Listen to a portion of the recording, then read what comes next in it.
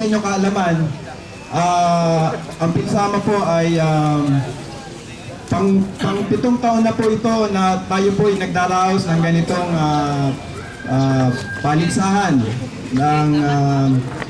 ng palarong basketball. At para rin po sa kaalaman ninyo, sa small background po sa Pinsama, ito po yung mga Pilipino na mahilig maglaro ng basketball tuwing Saturday, na nabuo yung Pinsama sa brick fields. Yung pong mga mahilig maglaro ng basketball tuwing araw ng Sabado, nakikita-kita kami doon.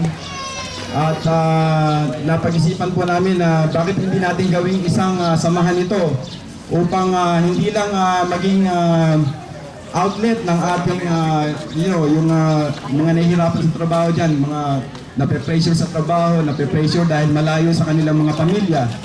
Yung pong pressure na yan, pwede po natin ibuhos tuwing weekend, makipaglaro sa ating mga kapwa Pilipino.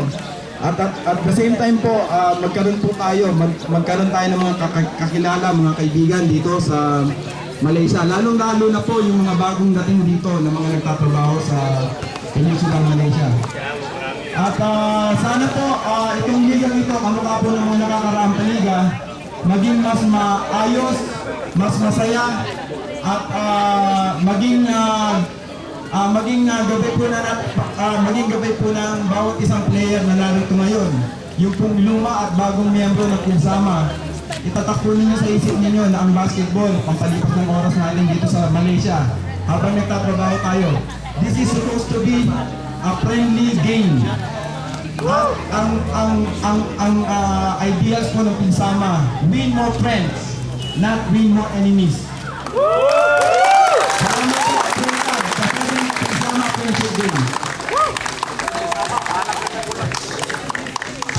Yun po, nagkaliban na tayo. Okay, I would like to call on, for the introduction of our guest speaker, I would like to call on the Administrative Officer of Philippine Embassy KL, Kuala Lumpur. I would like to call Mr. Di Kasalan D. Acramo.